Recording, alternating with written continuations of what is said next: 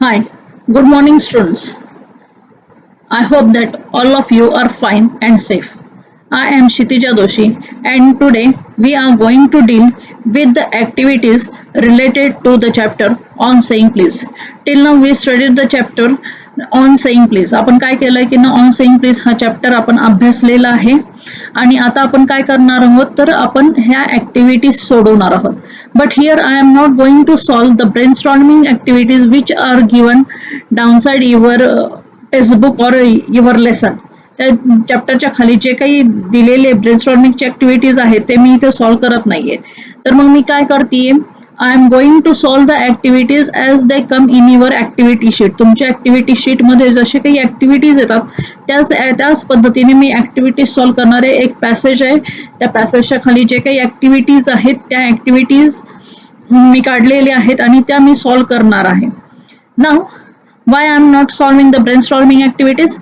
Because I am going to give these brainstorming activities to you in the notes. मी तुम्हाला नोट्समध्ये त्या ब्रेनस्टॉर्मिंगच्या activities आणि ice ब्रेकरच्या activities मी तुम्हाला 1-2 दिवसात पाठवून देणार आहे. त्यामुळं तुमच्या नोटबुकमध्ये तुम्ही सॉल्व्ह करताना काय करायचं आहे, आता जे मी ऍक्टिव्हिटी नंबर 1, 2, 3, 4 जे काही असतील ज्या काही डिस्कस केलेल्या आहेत तेवढ्याच फक्त ऍक्टिव्हिटीज सॉल्व्ह करायच्या आहेत. मी तुम्हाला मागच्या वेळी सांगितलं तसंच you are not suppose to write the passage लिहित बसवू नका. डोंट राईट द क्वेश्चन्स पण लिहित बसू नका. Just solve the activities as you solve in the examination. तुम्हाला जर पाहिजे असेल तर फक्त क्वेश्चन लिहिला तरी किंवा ऍक्टिव्हिटी लिहिली तरी चालेल, पण शक्यतो ऍक्टिव्हिटी लिहू नका. पॅसेजला सुद्धा दिस टू दिस असं फक्त लिहा, म्हणजे तुमच्या ते लक्षात येईल कुठपासून कुठपर्यंत पॅसेज आहे ते. ओके, आता आपण पहिल्या ऍक्टिव्हिटीला सुरुवात करणार आहोत. I am going to go with the method you are going to attempt the activity in the examination. तुम्ही ज्या मेथडने ऍक्टिव्हिटीज अटेम्प्ट करणार आहात एक्झामिनेशन मध्ये त्याच ऍक्टिव्हिटीज मी तशा पद्धतीनेच ऍक्टिव्हिटीज मी इथे सोडवणार आहे. So what I told you that before going for the examination you should read your chapters twice or thrice. दोनदा किंवा तीनदा तुमचे चॅप्टर्स वाचून झाले पाहिजे, सगळेच्या सगळे जे काही आहेत ते. You should know what is going on in that chapter. तुम्हाला असं माहित असलं पाहिजे की ना त्या पॅरेग्राफ मध्ये त्या चॅप्टर मध्ये काय चालू आहे हे तुम्हाला माहित असलं पाहिजे. And what is the main content of that passage. तुम्हाला ते हे पण माहित असलं पाहिजे की ना मेन कंटेंट त्या पॅसेजचा काय आहे हे पण माहित असलं पाहिजे. Means what I want to say is that you have to know the rough idea of the passage before you go for the examination. हे सगळं तुमचं माहित असलं पाहिजे. मी मागच्या वेळी पण हेच सांगितलं होतं. Because what will happen if you attempt the passage as an unseen passage in the examination also, then what will happen, you will not get time to write all the activities in the examination. काय होईल, तुम्ही प्रत्येक जर passage unseen passage म्हणूनच धरला तर मग तुम्हाला काय होईल, तर मग ते पॅसेजेस सगळे वाचायचे आणि मग ऍक्टिव्हिटी सॉल्व्ह करायचा, ह्याच्यामध्ये तुमचा खूप वेळ जाईल आणि तुमचं ऍक्टिव्हिटी शीट ही काही पूर्ण होणार नाही. Now let us start with our first activity. Read the following extract and do all the activities that follow. ही जी ऍक्टिव्हिटी आहे ती किती मार्काला येते तर 12 मार्काला. 6 ऍक्टिव्हिटीज असतात ह्या क्वेश्चन मध्ये आणि मग त्या प्रत्येक ऍक्टिव्हिटीला 2-2 मार्क असतात. अशा प्रकारे ही 12 मार्काला ऍक्टिव्हिटी असते. ओके, समजलंय मला असं वाटतं. Okay, now I will start reading the passage. तुम्ही पण रीड करायचं आहे पॅसेज तिथे एक्झामिनेशन मध्ये गेल्यानंतर, पण रीड करायचं आहे म्हणजे अगदी थरो रीडिंग करत बसायचं नाहीये, फक्त एक नजर टाकायची. मी इथं तुमच्यासाठी पॅसेज वाचणार आहे. The young man in a city office who through passenger out of his lift the another morning and was fined for the offense was undoubtedly in the wrong. It was question of please. The complainant entering the lift said, top. The liftman demanded top please. And this concession being refused, he not only declined to comply with the instruction but hurled the passenger out of the lift. This of course was carrying comment on manner too far. Discourtesy is not legal offense and it does not excuse assault and battering. If a burglar breaks into my house and I knock him down, the law will acquaint me, and if I am physically assaulted, it will permit me to retaliate with reasonable violence. It does this because the burglar and my assailant have broken quite definite commands of law. But no legal system would attempt to legislate against bad manners or could sanction the use of violence against something which does not itself recognize as a legally punishable offense. And whatever our sympathy with the left man, we must admit that law is reasonable. It would never do if we are at liberty to box people's ears because we did not like their behavior or the tone of their voices or scold on their faces. Our fists would never be idle and the gutters of city would run with blood all day. I may be as uncivil as I may please, and the law will protect me against violent retaliation. I may be haughty or boorish, and there is no penalty to pay except penalty of being written down an ill-mannered fellow. The law does not compel me to say please, or to attune my voice to other people's sensibilities any more than it says that I shall not wax my mustache, or dye my hair, or wear ringlets down my back. It does not recognize laceration of our feelings as a case for compensation. There is no allowance for moral and intellectual damages in these matters. नाव आता हे मी passage वाचलेलं आहे, तुम्हाला लक्षात आलं असेल की ह्या पॅसेज मध्ये काय घडतंय तर लिफ्टमॅनचा इन्सिडेंट करतोय. म्हणजे पहिला पार्ट आहे आपल्या चॅप्टर मधला, लिफ्टमॅनचा इन्सिडेंट करतो. नंतर मग बर्गलरचं एक्झाम्पल दिलेलं आहे त्यांनी ह्या पॅसेज मध्ये, आणि त्यांनी हे पॅसेज मध्ये काय सांगितलंय की ना बॅड मॅनर्स साठी कुठलंही पनिशमेंट नाहीये किंवा बॅड मॅनर्स हे लीगल ऑफेन्स पण नाहीये किंवा कायद्याने गुन्हा पण नाहीये, आणि कुणी आपल्याला कंपेल करू शकत नाही की ना प्लीज म्हणण्यासाठी किंवा थँक्यू म्हणण्यासाठी. आणि त्यांनी असं पण सांगितलं ह्या पॅरेग्राफ मध्ये की ना ह्याचा अर्थ असा नाहीये की ना कुणीतरी आपल्याशी बॅड मॅनर्सनी वागलं म्हणून आपण फिजिकल व्हायलन्स यूज करावं, हे त्यांनी ह्या पॅसेज मध्ये सांगितलं. म्हणजे अशी रफ आयडिया तुम्हाला पॅसेज वाचल्या किंवा गो थ्रू केल्या तुम्हाला ती यायला पाहिजे. ओके, आता पहिली ऍक्टिव्हिटी बघूयात, ग्लोबल अंडरस्टँडिंग. आता मागच्या वेळी मी तुम्हाला सांगितलं की ना ग्लोबल अंडरस्टँडिंगची ऍक्टिव्हिटी कशी असते तर तुम्हाला पूर्ण पॅसेज माहित असला पाहिजे, तुम्ही पूर्ण पॅसेज मध्ये काय चालू आहे हे माहित असलं पाहिजे, त्याच्यामध्ये काय झालेलं आहे हे माहित असलं पाहिजे, आणि त्याच्या अंडरस्टँडिंग वरती म्हणजे पूर्ण पॅसेजच्या अंडरस्टँडिंग वरती ही ऍक्टिव्हिटी आहे. ओके, तर मग पहिली ऍक्टिव्हिटी बघूयात. त्यांनी काय दिलेली आहे, ट्रू ऑर फॉल्स. मी तुम्हाला सांगितलं होतं की ना ट्रू ऑर फॉल्स ज्यावेळेस तुम्ही अटेम्प्ट करताय त्यावेळेस नुसतं ट्रू किंवा फॉल्स असं लिहित जायचं नाहीये, तर आपल्याला काय करायचं आहे तर मग सेंटेन्स लिहायचं आहे आणि त्याच्या पुढे ट्रू किंवा फॉल्स लिहायचं आहे. आता आपले विद्यार्थी काही खूप हुशार आहेत. ओके, ते काय करतात, एका ठिकाणी ट्रू ट्रू ट्रू ट्रू लिहितील आणि एका ठिकाणी फॉल्स फॉल्स फॉल्स फॉल्स लिहितील. असं करायचं नाहीये. असं जर केलं तर तिथं रॉंग मिळणार आहे. काही विद्यार्थी त्याहून खूप हुशार असतात, ते काय करतात, ते टी काढतात आणि त्याच्यामध्येच एक रेष काढून परत त्याला एफ करतात. म्हणजे काय, तुम्हाला जे पाहिजे ते तुम्हाला जे समजेल ते घ्या, त्या टी मध्येच एफ आपला चालू असतो. असले कुठलेही प्रकार करायचे नाहीयेत. जे काही आहे ते क्लिअर कट लिहायचं आहे. किंवा मग काही जण असे असतात की ना एका ठिकाणी ट्रू फॉल्स लिहितील, दुसऱ्या ठिकाणी फॉल्स ट्रू लिहितील. इतकी हुशारी आपण काय करायची नाही. अशी हुशारी केली तर 0 मार्क मिळणार आहे, म्हणजे जे काही मार्क मिळणार आहेत ते पण मिळणार नाही. जर कन्फ्युजन असेल, समजत नसेल आपल्याला काय करायचं आहे ते, तर मग वाटल्यास तिथं ट्रू फॉल्स पैकी काही पण टाका. ओके, प्रोबॅबिलिटी बेसिस वरती एखाद्या वेळेस ते बरोबर पण येऊ शकतं.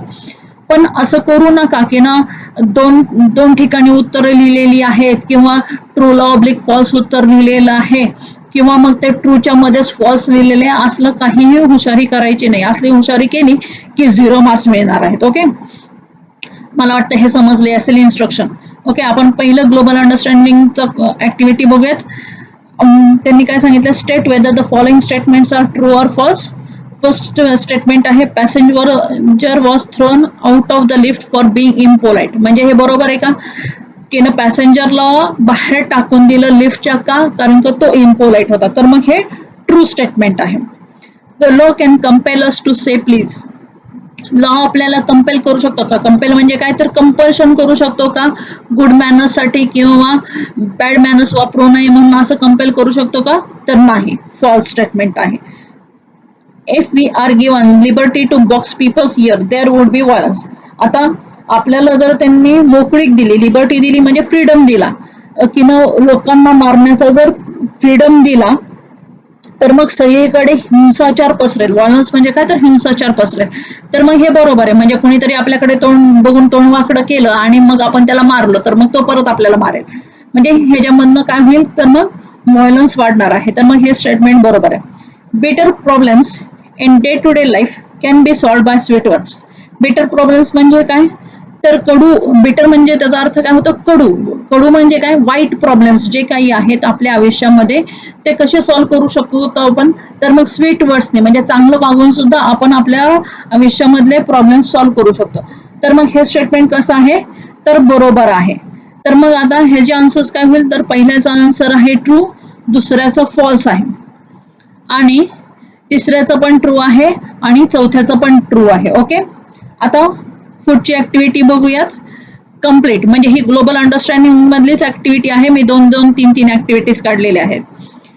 Complete, choose the correct alternative and complete the following statements. आता इथे काय दिले की ना स्टेटमेंट्स दिलेले आहेत आणि खाली तुम्ही बघा की ना त्याचे अल्टरनेटिव्ह पण दिलेले आहेत. म्हणजे आपण MCQ टाईपचा जो क्वेश्चन म्हणतो ना, तसा हा MCQ टाईपचा क्वेश्चन आहे. चार ऑप्शन्स आहेत आपल्याला आणि त्यातलं करेक्ट ऑप्शन चूज करून लिहायचं. इथे पण लिहिताना काय करायचंय, मी तुम्हाला सांगितलं की ना ते सेंटेन्स पूर्ण लिहायचं आहे. ओके, आणि त्याच्या पुढे जे काही आन्सर आहे म्हणजे तिथं फिलिंग द ब्लँक्स दिलेले तिथं त्याचा आन्सर लिहायचा आहे. The liftman insisted that the person should say. आता लिफ्टमॅन काय इन्सिस्ट करतो, म्हणजे काय जोर धरतो, कशावरती जोर धरतो, तर मग काय म्हणायला पाहिजे त्या पर्सनने. पर्सन म्हणजे कोण, तो पॅसेंजर जो आहे, तो लिफ्टमध्ये जो प्रवास करणं जो पॅसेंजर आहे त्यांनी काय म्हटलं पाहिजे, कशावरती जोर धरलाय त्यांनी बघा. प्लीज म्हणण्यावरती जोर धरलाय नुसता, का टॉप प्लीज, का टॉप, का स्टॉप. आता तुम्हाला माहितीये कशावरती, नुसतं प्लीज म्हणावं असं त्याला वाटतं का, नाही. त्याला काय म्हणावं वाटतं, टॉप प्लीज असं म्हणावं वाटतं. ऑलरेडी तर तो टॉप म्हटला, स्टॉप तर म्हणतच नाहीये. म्हणजे हे दोन तर रॉंगच आहेत. आता प्लीज आणि टॉप प्लीज मधलंच कन्फ्युजन आहे. नुसतं प्लीज म्हणतोय का तो, नाही. तो असं काय म्हणतोय की टॉप प्लीज असं म्हणा. म्हणजे त्याला पाहिजे की ना टॉप प्लीज असं इन्स्ट्रक्शन त्याला पाहिजे. मग आपलं उत्तर कुठलं बरोबर आहे, तर बी बरोबर आहे. मग तिथं तुम्ही कसं लिहिणार आहे, the liftman insisted that the people should say top please. मला वाटतं की ना कसं लिहायचंय समजतं. No legal system in the world has attempted to legislate against. आता कुठलीही लीगल सिस्टीम, जगामधली कुठलीही लीगल सिस्टीम कशावरती कायदा करू शकत नाहीये, मर्डर. मर्डर म्हणजे काय, तर खून. तुम्हाला माहितीये खुनासाठी कायदा आहे. आपण कुणाचा तरी खून केला तर आपल्याला शिक्षा होते. Okay, assault. असॉल्ट म्हणजे काय, तर मारणे, एखाद्याला मारणे. ह्याच्याबरोबर हा सुद्धा कायद्याने गुन्हा आहे, हे आपल्याला माहिती आहे. Okay, robbery. रॉबरी म्हणजे काय, तर कोणाच्या घरी तरी जाऊन चोरी करणे. आता तुम्हाला माहितीये चोरी केल्यानंतर त्याला कायद्याने शिक्षा आहे, पण कशाला शिक्षा नाहीये, तर बॅड मॅनर्सला शिक्षा नाहीये. तर मग आपलं उत्तर काय आहे, तर बॅड मॅनर्स असं आपलं उत्तर आहे. ओके, समजलं का. आता तिसरं बघूयात. The only penalty a haughty or boorish person have to pay if he is uncivil is.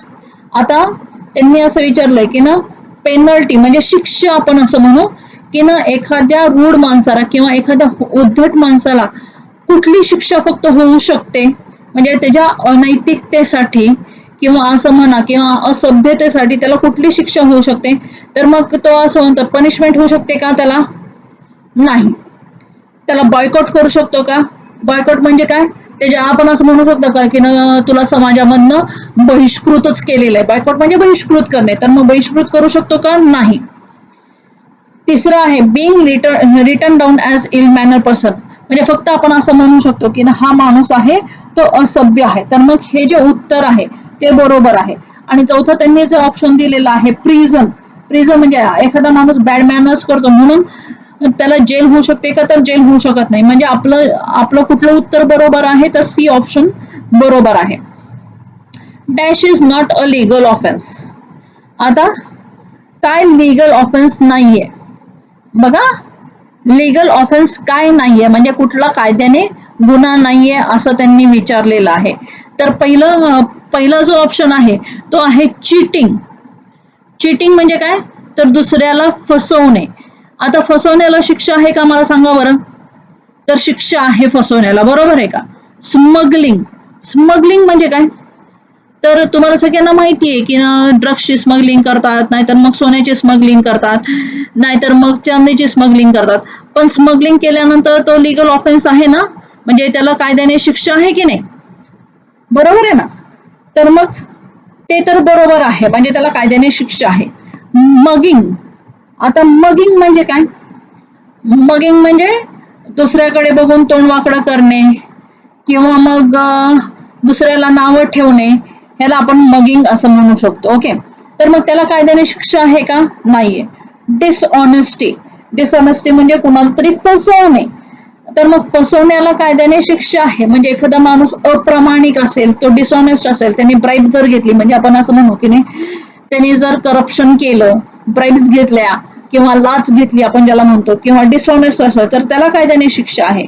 पण मगिंगला कायद्याने शिक्षा नाहीये, हे आपल्याला प्रत्येकाला माहिती. म्हणजे आपण कोणाबद्दलही काहीही बोलतो, पण मग त्याला आपल्याला कायद्याने शिक्षा होते का? नाही होत. तर मग कुठला आन्सर आपलं बरोबर आहे? तर सी ऑप्शन आपला बरोबर आहे. आता समराइज, समराइज म्हणजे काय? तर सारांश. तुम्हाला माहिती आहे की ना, सारांश काय आहे त्या पॅरेग्राफचा, हे आपल्याला लिहायचं आहे. म्हणजे तुम्ही ह्याच्यामधनं चूज करायचं आहे. तर मग त्यांनी काय विचारले? Select two most appropriate sentences which suggest the theme of the extract. आता तुम्हाला थीम काय आहे एक्स्ट्रॅक्टची हे सांगायचं आहे. यातले 2 सेंटेन्सेस बरोबर आहेत, नॅचरली 2 सेंटेन्सेस चुकीचे आहेत. पहिले थीम त्यांनी काय दिले ते बघा. Etiquette and manners are very important for a person to live in society. काय आवश्यक आहे? एटिकेट, शिष्टाचार, आणि मॅनर्स हे माणसाला खूप आवश्यक आहेत एका सोसायटीमध्ये राहण्यासाठी. दुसरं ऑप्शन काय? Being civilised is more important than being educated. म्हणजे काय? एखादा माणसाने सभ्यतेने वागणं खूप महत्वाचं आहे एज्युकेटेड असण्यापेक्षा. म्हणजे प्रत्येक सुशिक्षित माणूस हा सभ्य वागेल असं आहे का? तुम्हाला माहिती आहे की ना, बऱ्याच वेळा खूप शिकलेली माणसं जी असतात ती सुद्धा असभ्यतेने वागतात. ओके, तर मग हे थीम आहे का? नंतर extract device with types of manners and funny incidents of rude people. Extract मध्ये मॅनर्सचे टाइप सांगितलेत का? म्हणजे टेबल मॅनर्स काय असावेत, किंवा रोडवरचे मॅनर्स काय असावेत, किंवा ऑफिसवरचे मॅनर्स काय असावेत, किंवा कॉलेजमधले मॅनर्स काय असावेत, हे मॅनर्स त्यांनी सांगितलेत का? किंवा मग त्यांनी फनी इन्सिडेंट्स दिलेत का? म्हणजे लोकांबरोबर होणारे जे काही फनी इन्सिडेंट्स आहेत की त्यांनी मॅनर्स नाही फॉलो केले म्हणून, किंवा उद्धट लोकांबरोबर जे काही होणारे मजेदार किस्से आहेत ते त्यांनी सांगितलेत का? किंवा मग the writer wants to highlight the point that law can punish if you are rude. त्यांनी असं विचारलेलं आहे की ना, रायटरला असं सांगायचंय का की ना कायदा आपल्याला पनिश करू शकतो जर आपण उद्धटपणे वागलो तर. तर तुमच्या लगेचच लक्षात येतं की ना, दुसरे 2 तर पूर्ण चुकीचे आहेत, म्हणजे पहिले 2 बरोबर आहेत. म्हणजे एटिकेट्स आणि मॅनर्स हे खूप इम्पॉर्टंट आहेत सोसायटीमध्ये राहण्यासाठी. आणि दुसरी गोष्ट म्हणजे एज्युकेटेड होण्यापेक्षा, म्हणजे नुसतं सुशिक्षित होण्यापेक्षा, सुशिक्षित म्हणजे काय? नुसतं पुस्तकी ज्ञान घेण्यापेक्षा, नुसत्या डिग्र्या घेण्यापेक्षा सभ्यतेने वागणं सुद्धा जास्त महत्वाचं आहे. एखादा माणूस असा असू शकतो की जो खूप शिकलेला आहे पण तो खूप रूढ असेल, तर मग त्याच्याशी कुणीही बोलणार नाहीये. तर मग हे 2 थीम्स आहेत या पॅसेजच्या. ओके, नंतर मग पुढची ऍक्टिव्हिटी बघा. Put the jumble sentence in proper order. Jumble sentence in proper order म्हणजे काय? तर मग वरखाली झालेले सेंटेन्स आहेत. वरखाली म्हणजे धड्यामध्ये येणाऱ्या क्रमाच्या अनुसार नाही येत ते, त्या क्रमवार लावायचे आहे. तर मग पहिलं त्यांनी काय दिलं? Discourtesy is not a legal offence. Liftman's demand was not paid and heed. Liftman was fined. The liftman wanted passenger to speak continuously. Okay, आता यातलं कुठलं बरोबर आहे हे आपण बघायचं आहे. कुठलं म्हणजे आपल्याला काय करायचं आहे?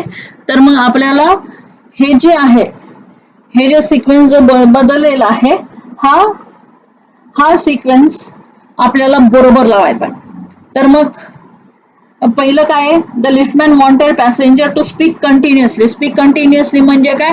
त्याला असं वाटत होतं नुसतं टॉप नाही म्हटलं पाहिजे, तर टॉप प्लीज असं म्हटलं पाहिजे, म्हणजे कंटिन्युअसली स्पीक केलं पाहिजे. म्हणजे हे पहिली घटना घडलेली आहे त्या लेसन मध्ये. The liftman's demand was not paid and heed. आता लिफ्टमॅनचं जो डिमांड आहे त्याला असं वाटत होतं की ना यांनी टॉप प्लीज असं म्हणावं, त्याच्याकडे त्यांनी लक्ष दिलं का? नाही दिलं. म्हणजे ही दुसरी घटना घडली. द लिफ्टमॅन वॉज फाईन ही तिसरी घटना आहे. म्हणजे लिफ्टमॅनला फाईन झालं, त्याला जेल झाली, ही तिसरी घटना आहे.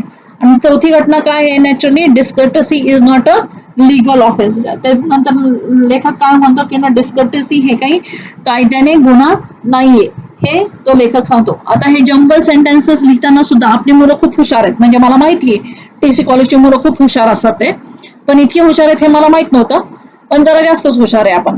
मग काही मुलं काय करतात माहिती का? काही मुलं 4-4 ठिकाणी उत्तर लिहितात. एका ठिकाणी ABCD लिहितील, एका ठिकाणी DCBA लिहितील. असं व्हॅरिड कॉम्बिनेशन करून आपण उत्तर लिहितो. तसं करायचं नाहीये. आपण काय करायचंय तर एकाच ठिकाणी उत्तर लिहायचंय आणि ते बरोबर लिहायचंय. आणि ते उत्तर लिहिताना सुद्धा आपण काय करायचंय की ना सेंटेन्सेस लिहायचे आहेत. नुसते असं नाही टाकायचं की ना आता जर सपोज डी ऑप्शन पहिला आहे तर नुसतं डी टाकायचं आहे, नंतर मग त्याच्यानंतर बी टाकला, नंतर सी टाकला, नंतर ए टाकला, असं नाही करायचं. आपल्याला तिथं सेंटेन्सेस लिहायचे आहेत. ओके. आता कॉम्प्लेक्स फॅक्च्युअल. तर मग कॉम्प्लेक्स फॅक्च्युअलचं ऍक्टिव्हिटी बघा. कॉम्प्लेक्स फॅक्च्युअलच्या ऍक्टिव्हिटीमध्ये ते काय विचारतात? The narrator says that law is reasonable because. तर नॅरेटर असं म्हणतो की ना लॉ हा बरोबर आहे. का लॉ बरोबर आहे? Because discourtesy is not a legal offence. Okay. Discourtesy हा काही लिगल ऑफेन्स नाहीये. A person who tries to defend himself in assault or battery reasonably can be freed by law, but at the time you can be punished if you are violent or break the law beyond the specific rules. आता तो law का right आहे? Because if the law gives us discourtesy हा काही legal offence नाहीये. म्हणजे डिस्कर्टसी हा काही लिगल ऑफेन्स नाहीये. आता जर पर्सन डिफेंड करत असेल स्वतःला असॉल्ट किंवा बॅटरीच्या विरुद्ध, म्हणजे कोणीतरी त्याला मारलेलं आहे ह्याच्या विरुद्ध जर डिफेंड करत असेल तर मग त्याला व्हायलन्स यूज करणं हे बरोबर आहे. But we cannot break the law beyond our limits. आपण असं करू शकत नाही की ना आपल्याला कोणीतरी मारले म्हणून त्याचा खून केला, असं आपण करू शकत नाहीये. कारण का हा कायद्याने गुन्हा आहे. आणि जर असं लॉ जर बरोबर नसेल तर काय होईल की ना आपल्याकडे सगळीकडे सगळेजण एकमेकांना मारायला सुरुवात करतील. ओके. आता match the information in column A with those in column B. आता इथे काय करायचंय तुम्ही पहिल्यांदा, मी तुम्हाला मागच्या वेळी पण सांगितलं, तुम्ही पहिल्यांदा कॉलम ए जसाच्या तसा लिहून घ्या आणि नंतर मग कॉलम बी ला काय करायचं आहे, कॉलम बी मध्ये त्याच्या कॉलम एच्या पुढे डॅश करून त्याचं कॉलम बी मधलं बरोबरचं उत्तर शोधून लिहायचं आहे. आता पहिलं ऑप्शन बघा. In case a burglar enters into one's house. आता जर सपोज एखादा चोर जर तुमच्या घरात घुसला तर कुठला ऑप्शन बरोबर आहे? The law allows रिटॅलिएशन with legal violence. Law काय करतो तर रिटॅलिएशन म्हणजे स्वतःचं संरक्षण करण्याची परमिशन देतो. ओके. नंतर मग दुसरं बघा. I can say please to somebody but there is no compulsion. मी म्हणू शकते प्लीज, मला वाटलं तर मी म्हणू शकते, पण काही कंपल्शन आहे का? नाहीये. Okay. No legal system can make a law against good manners. आता कुठलीही लिगल सिस्टीम बॅड मॅनर्सच्या विरुद्ध, गुड मॅनर्स नाही, बॅड मॅनर्सच्या विरुद्ध लॉ करू शकत नाही. Why? Because it is not a punishable offence. ते काही पनिशेबल ऑफेन्स नाहीये म्हणून. The action against the liftman was justified. ते जे ऍक्शन आहे, जे लिफ्टमॅनच्या विरुद्ध जी ऍक्शन त्यांनी घेतली, म्हणजे त्याला जे काही पनिशमेंट झाली ती जस्टिफाईड आहे, म्हणजे ती बरोबर आहे. का? Because he indulge in violence. कारण का त्यांनी कशाचं साह्य घेतलं होतं तर व्हायलन्सचं साह्य घेतलं होतं. ओके. तर मग हे लिहिताना काय करणार आहे तुम्ही, तर मग पहिल्यांदा कॉलम ए जसाच्या तसा लिहिणार आहे आणि त्याच्या समोर कॉलम बी मधले उत्तर लिहिणार आहात. ओके. आता इंटरप्रिट म्हणजे काय करायचं आहे आपल्याला, तर मग आपल्याला त्या स्टेटमेंटचा अर्थ काय आहे हे आपल्याला समजून सांगायचं आहे. तर पहिलं स्टेटमेंट बघा. Interpret the statement. It would never do if we are at liberty to box people's ears. आता ह्या स्टेटमेंटचा अर्थ आपल्याला आपल्या मनाने सांगायचा आहे. तुम्ही जे काही शिकलेला आहात तो मनाने ते उत्तर सांगायचं आहे. What is the meaning of this statement? The statement means that law does not permit us to use violence or punishment for somebody as per your whims or fancies. म्हणजे आपल्याला असं वाटलं की ना मला ह्याचा चेहरा आवडला नाही किंवा ह्यानी जे काही आहे हा जो काही बोललेला आहे हे मला आवडलेलं नाहीये म्हणून मी त्याला मारू शकते का? नाही. The law is very clear, and if the people start to decide what is wrong and what is right, then what will happen? The people will start beating each other everywhere. So what he is saying here, that the law does not permit us to use violence or punish somebody as per we wish. Okay, and the law is very clear and it is reasonable, and it does not allow us to use violence for ourselves deciding what is wrong and what is right. Okay, आपण असं म्हणू शकत नाही की ना मला तुझा चेहरा नाही आवडला म्हणून मी तुला मारलेलं आहे, असं आपण म्हणू शकत नाही. Or what will happen? There will be violence everywhere. Okay, नंतरचं इंटरप्रिट करायचं स्टेटमेंट बघा. The writer said that the law has handle the case of liftman reasonable. Interpret the given statement. आता त्यांनी काय विचारलेलं आहे की ना लॉ जो हँडल केला आहे, द केस, ही जी केस आहे लिफ्टमॅनची ती रिझनेबली हँडल केलेली आहे. Why? Because the liftman used, same answer is there, just you have to tell the answer. Because the liftman use violence for the reaction against the bad manners. Okay, and if you start using violence for the reaction against bad manners, then what will happen? Then there will be physical violence everywhere, and the people will start beating each other and killing each other for small things. Okay, this is the answer. The people will go at the extreme stage for small things also. म्हणजे कोणीतरी शिवी दिलेली आहे, कोणीतरी काहीतरी बोललेलं आहे म्हणून लोक काय करतील, एकमेकांना मारायला सुरुवात करतील. And now this is not right actually. म्हणून तो जो लॉ आहे, लॉने जी काही त्याला पनिशमेंट दिली त्या लिफ्टमॅनला, ती रिझनेबल आहे. म्हणजे वरच्याचं आणि खालच्याचं उत्तरच जवळजवळ सारखं आहे, फक्त थोडंसं ट्विस्ट करायचं आहे. Suggest some ways to encourage people to adopt social behaviour. आता हे उत्तर तुम्ही तुमचं लिहायचंय की ना कसं सोशल बिहेवियर कसं अडॉप्ट करू शकाल, लोकांना हे कसं सांगणार. म्हणजे प्लीज म्हणा, थँक्यू म्हणा, किंवा मग तो स्वतःनी छोट्या छोट्या ठिकाणी गेला, म्हणजे हॉटेल्समध्ये गेलं तर मग त्या वेटरला तुम्ही प्लीज म्हणा. तुम्ही कॉलेजमध्ये येता, तुम्ही शिपायांना काहीतरी गोष्टी सांगता, त्यावेळेस तुम्ही प्लीज म्हणा, थँक्यू म्हणा. या सगळ्या गोष्टी जर तुम्ही केल्या तरच तुम्ही सोसायटीमध्ये बिहेवियरल चेंज आणू शकता. Okay, how important it is for you to be known as good manners person? Justify your answer. तुम्हाला असं वाटतं का किती इम्पॉर्टंट आहे एखाद्याने तुम्हाला गुड मॅनर पर्सन म्हणणं, हे तुमच्यासाठी किती इम्पॉर्टंट आहे हे तुम्ही सांगायचं आहे आणि तुमचं आन्सर जस्टिफाय करायचं आहे. आता लँग्वेज स्टडीकडे जाऊयात. Discourtesy is not a legal offence. आता फ्रेम अ रेटॉरिकल क्वेश्चन. आता रेटॉरिकल क्वेश्चन करताना काय करायचं आहे, तर मग अशा प्रकारे क्वेश्चन तयार करायचं आहे की ना ज्याचं उत्तर हे येणार आहे, पण हे उत्तर कसं असलं पाहिजे, येस नो टाईप मध्ये असलं पाहिजे. So how will be the rhetorical question? Isn't discourtesy a legal offence? Okay, sorry, isn't नाही, is discourtesy a legal offence. Not आलेला आहे म्हणून पहिल्यांदा इज येणार आहे. Discourtesy is not a legal offence, so is discourtesy a legal offence असं rhetorical question येणार आहे. म्हणजे काय, discourtesy is not a legal offence. Okay, if I am physically assaulted it will permit me to retaliate with reasonable violence. आता use unless करायचंय, म्हणजे काय करायचंय, इफ काढून टाकायचं आहे आपल्याला. तर मग कसं करणार आहोत आपण, वाक्याचा अर्थ चेंज नाही करायचा आपल्याला. तर मग काय करणार आहोत, unless I am physically assaulted I will not be permitted. Unless आणि विल नॉट ह्याच्यामधलं जे दोन नॉट आहेत ते मिळून पॉझिटिव्ह होतात, निगेटिव्ह पॉझिटिव्ह होतात, तुम्हाला माहिती. I will not be permitted to retaliate with, sorry, it will not permit me to retaliate with reasonable violence. Unless I am physically assaulted, it will not permit me to retaliate with physical violence. Okay, no legal system could attempt to legislate against bad manners. आता इथे काय करायचं आहे, interrogative करायचं आहे.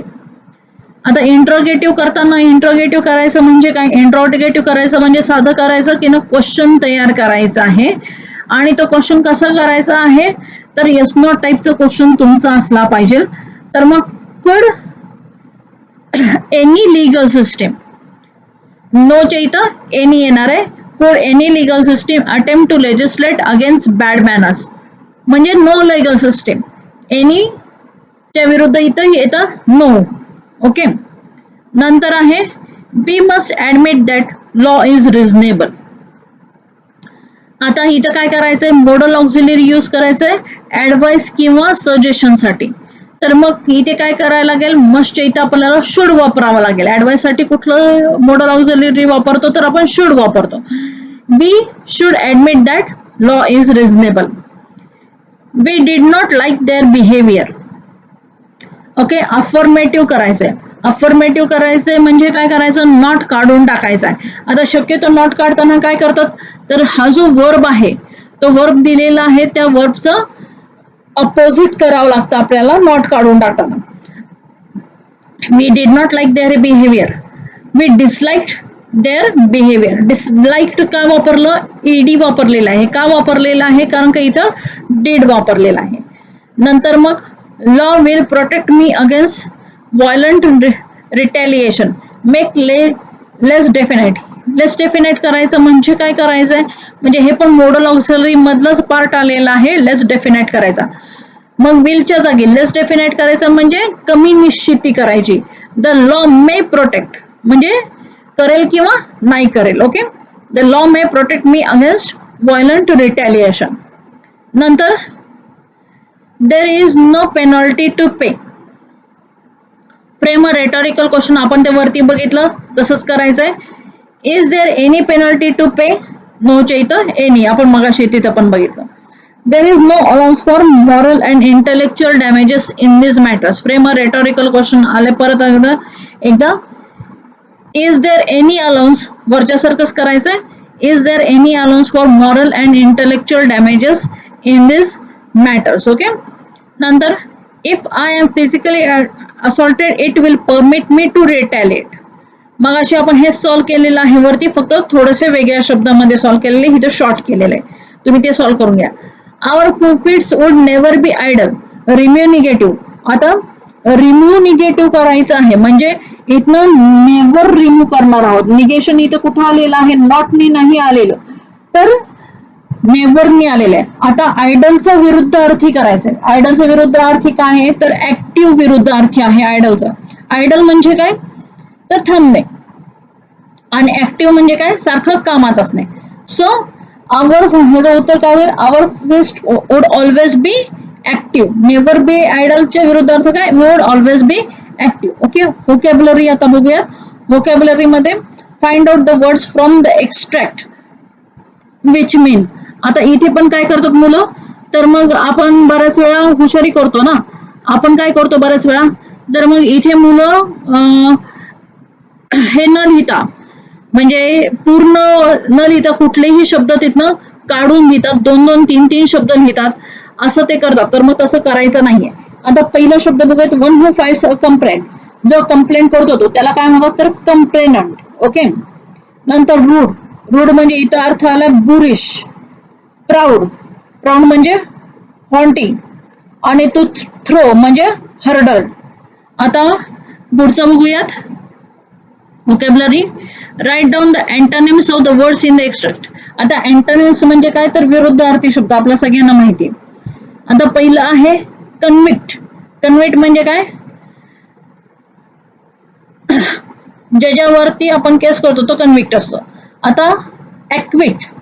ऍक्विट त्याचा विरुद्ध अर्थ शब्द आहे. Reasonable, sorry अनरिझनेबल. अनरिझनेबलचा विरुद्ध अर्थ काय, रिझनेबल. सोपं आहे हे. इलिगल. इलिगलचा विरुद्ध काय, तर लीगल. नॉन व्हायलन्सच्या विरुद्ध अर्थ काय, तर व्हायलन्स. नंतर सिव्हिलच्या विरुद्ध अर्थ काय, तर अनसिव्हिल. आणि त्यांनी शेवटची जी ऍक्टिव्हिटी दिलेली आहे ती कुठली आहे? Prepare a word register for the word law. Law साठी जे काही वर्ड्स आलेले आहेत त्याचं वर्ड रजिस्टर तयार करायचं आहे. म्हणजे किती शब्द द्यायचे असतात? साधारणतः 4 शब्द तरी द्यायचे असतात. आता मग त्याच्यामध्ये कुठले कुठले शब्द आले आहेत? ऑफेन्स हा शब्द आलाय, कंप्लेनंट आलाय, असॉल्ट आलाय, बॅटरी आलाय, ॲक्वेंट आलाय, लेजिस्लेट आलाय, व्हायलन्स आलेला आहे, पनिशेबल आलेला आहे, कॉम्पेन्सेशन आलेला आहे, लीगल आलेला आहे. असे बरेच शब्द आहेत. मग ह्यातले तुम्ही किती लिहिणं अपेक्षित आहेत? तर मग 2 मार्काला प्रश्न असतो, तर 2 मार्कासाठी तुम्ही जास्तीत जास्त 4 लिहिणं अपेक्षित आहे. ओके, मला असं वाटतं की नाही ही ऍक्टिव्हिटी कशी सोडवायची आहे हे तुम्हाला समजलेलं आहे. ओके, आता तुम्ही ही जी ऍक्टिव्हिटी आहे ही नोटबुक मध्ये तुमच्या सोडवून काढायची आहे आणि आपण उद्याच्याला ऍक्टिव्हिटी 2 शी आपण डील करणार आहोत. Okay, thank you very much.